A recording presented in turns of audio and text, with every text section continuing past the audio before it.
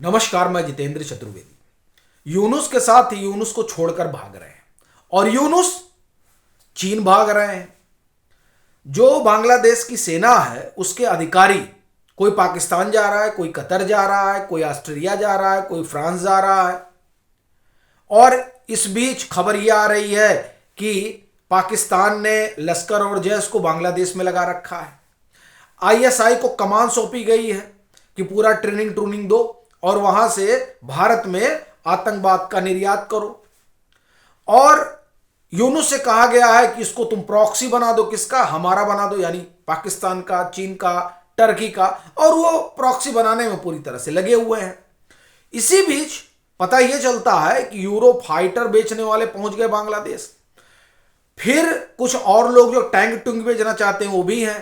Radar Vadar बेचने वाले भी आ गए हैं। फिर जेट फाइटर देने वाले भी आ गए हैं।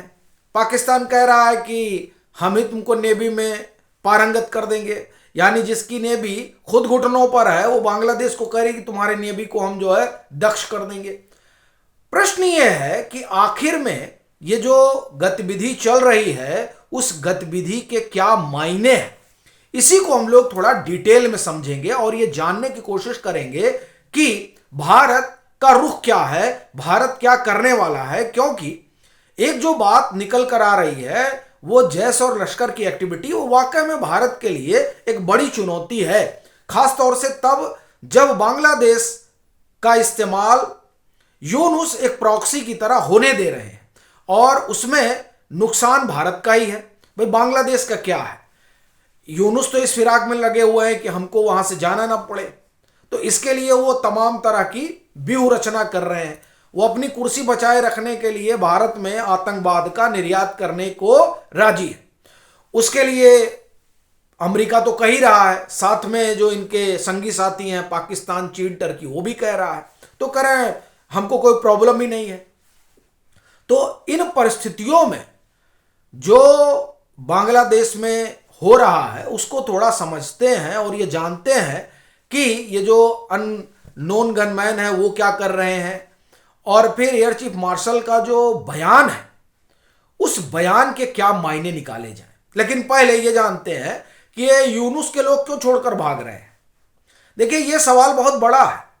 यूं तो कहा जा रहा है कि चुनाव उनाव होने जा रहा है तो उनके आसपास के जो लोग हैं वो चुनाव लड़ने के लिए अपने अपने पद से इस्तीफा दे रहे हैं। लेकिन देखिए मसला ये नहीं है कि उनको चुनाव लड़ना है।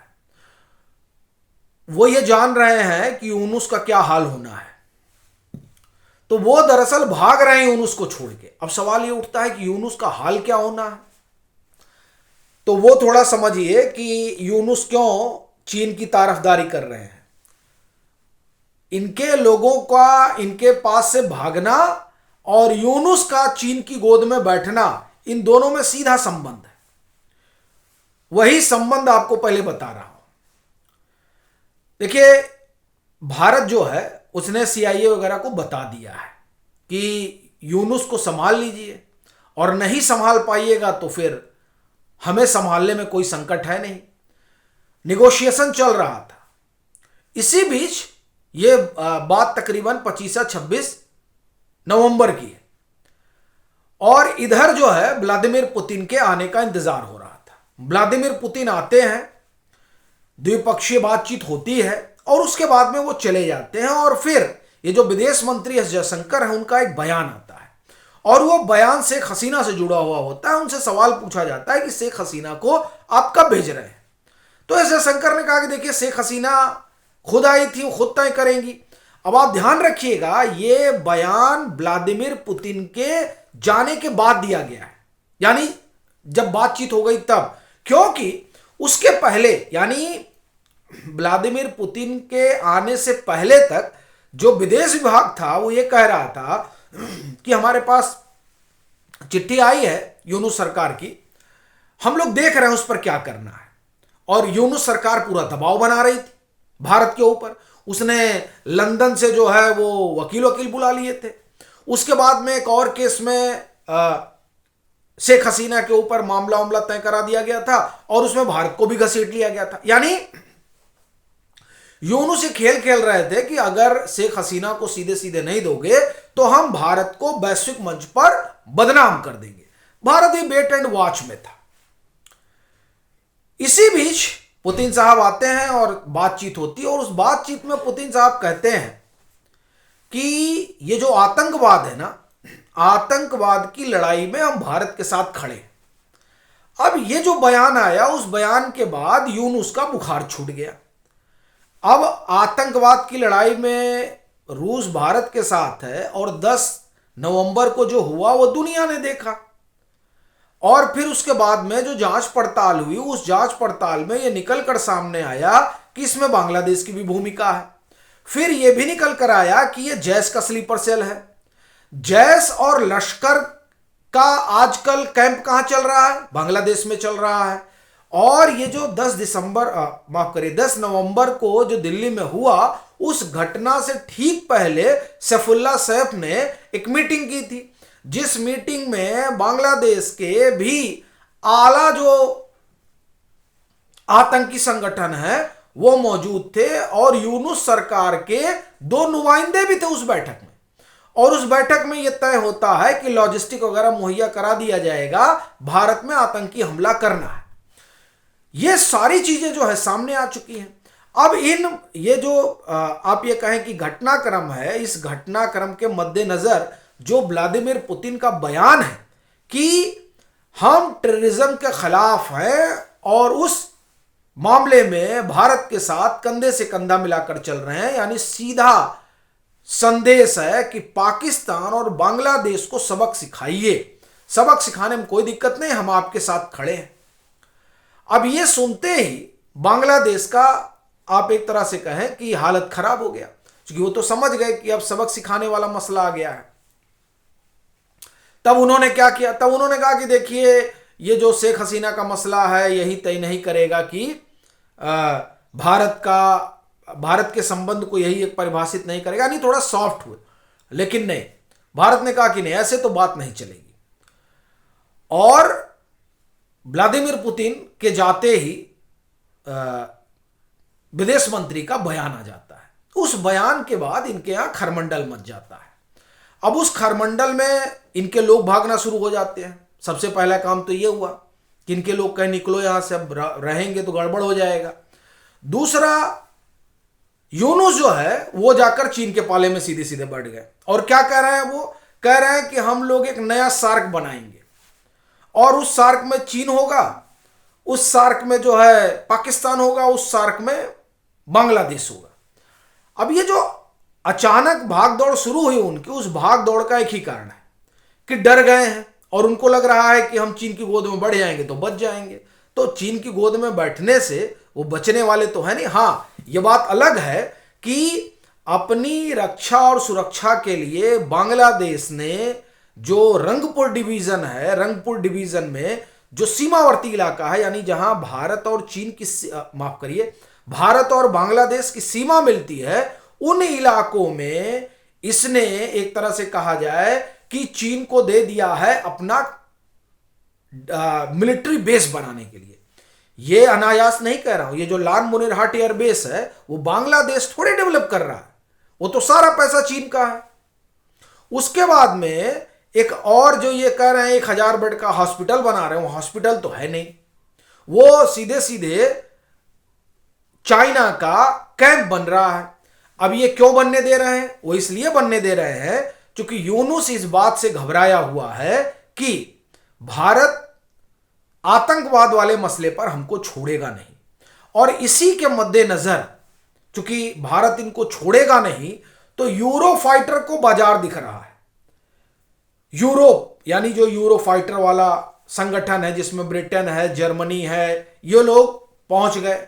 कहां आ गए? जो है बांग्लादेश, और कह रहे हैं कि हमारा सामान खरीद लो। अब वो जो सामान खरीदने का प्रस्ताव दे रहे हैं, वो प्रस्ताव सुहा रहा है किसको? यूनुस को। क्यों सुहा रहा है?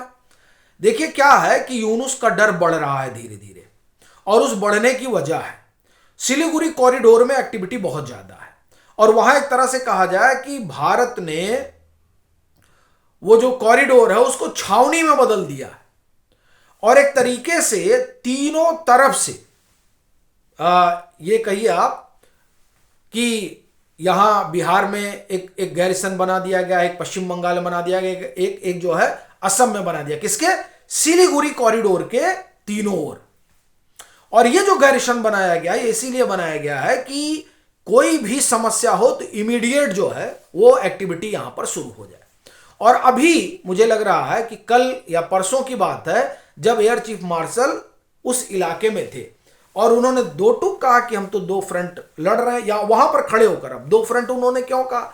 अरे भैया, अब नॉर्थ ईस्ट में हमें तो एक तरफ चीन और एक तरफ बांग्लादेश है। और आप कहेंगे म्यांमार, देखिए म्यांमार से हम लोगों का जो है ठीक ठाक संबंध है। म्यांमार में देखिए हम जाते हैं और वो जो टेरर कैंप वगैरह चला रहे हैं उन लोगों को पीट कर चले आते हैं। तो समस्या म्यांमार से नहीं है, समस्या ये जो यहां नए मुगल आए हैं यूनुस से है। और दूसरा जो है उधर चीन, तो आप जान ही रहे हैं किस तरह से काम कर रहा है। तो इसीलिए वहां पर कहा गया कि दो फ्रंट की लड़ाई है और उस दो फ्रंट की लड़ाई में भारत तैयार है। और ये इसलिए बार बार कहना पड़ रहा है क्योंकि बांग्लादेश एक तरह से कहा जाए कि उसकी जो अपनी, मैं ये कहूंगा कि जो हैसियत है उससे वो बाहर निकल रहा है। तो उसको समझाने की भी कोशिश हुई कि समझ जाओ। और ये जो डोभाल साहब ने बुलाया उनके एनएसए को, वो समझाने के लिए ही था। फिर यहां से मिलिट्री इंटेलिजेंस का 2 बार दौरा हुआ, एक बार अक्टूबर में हुआ, एक बार नवंबर में हुआ।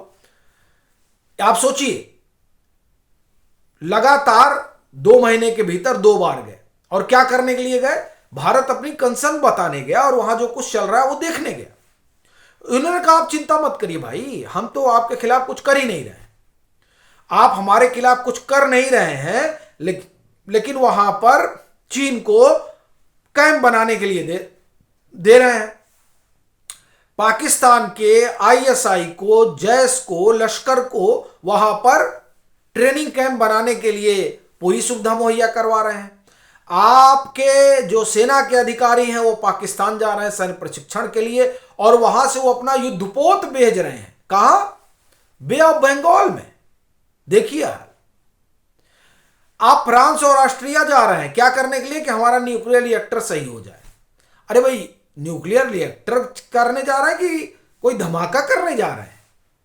ये जो तमाम सारी चीजें हैं ये सहज नहीं है। और ये बात यूनुस को ठीक से समझ में आती है।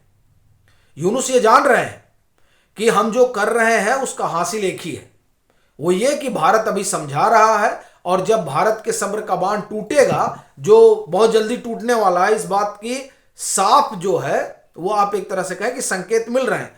और वो टूटेगा कब? ये जो मुनीर शोर मचा रहा है, मुनीर कह रहा है कि 2026 में हम जो है आर पार लड़ेंगे। तो जब 2026 में आर पार लड़ेगा तो ये उसी की तैयारी कर रहा है, इसीलिए कैंप कुंप जो है वो लगा रहा है। कहां? बांग्लादेश में। तो जब कैंप कुंप लगा रहा है तो यहां से भी कुछ चुटपुट होगा और उधर से वो मुनीर करेगा ही, तो दोनों लोगों को बना के पीटा जाएगा। तो ये जो परिस्थितियां हैं, ये परिस्थितियां बांग्लादेश में यूनुस, मुनीर, शी जिनपिंग और अर्गोदन के साथ मिलकर क्रिएट कर रहे हैं, जिसका खामियाजा उनको भुगतना पड़ेगा और उनसे ज्यादा उनके देश को भुगतना पड़ेगा। तो इसलिए ये जो है उछल कूद चल रही है और उसके जरिए वो चाह रहे हैं कि कुछ मिल जाए, उनको कुछ मिल जाए, नहीं कोई ऐसा रास्ता बन जाए जिसमें वो सुप्रीम बॉस बने रहें। और वो रास्ता कम से कम भारत उसके पक्ष में नहीं है। और बांग्लादेश में अगर कुछ हो तो वो भारत की सहमति के बिना हो नहीं सकता है। अब आप तख्ता पलट पे जाएंगे तो वो मसला अलग है, क्योंकि वहां कहा गया कि हम चुनाव करवाएंगे, तो भारत उसमें लगा हुआ है कि उस चुनाव में अवामी लीग की भूमिका हो। लेकिन अभी जिस तरह से यूनुस का रवैया है, उस रवैये से लग रहा है कि वो अवामी लीग को चुनाव लड़ने नहीं देंगे। और जब लड़ने नहीं देंगे तो फिर एक ही बात समझ में आती है कि वहां ढेर सारे अननोन गनमैन जो है वो इलाज करेंगे, क्योंकि अभी तक तो तकरीबन 30-35 लोगों का इलाज अननोन गनमैन कर चुके हैं। तो हमको लग रहा है अभी अननोन गनमैन जा रहे हैं, फिर ड्रोन भी जाएगा। तो इसलिए यूनुस जो है वो तमाम तरह की व्यवस्था में लगे हुए हैं।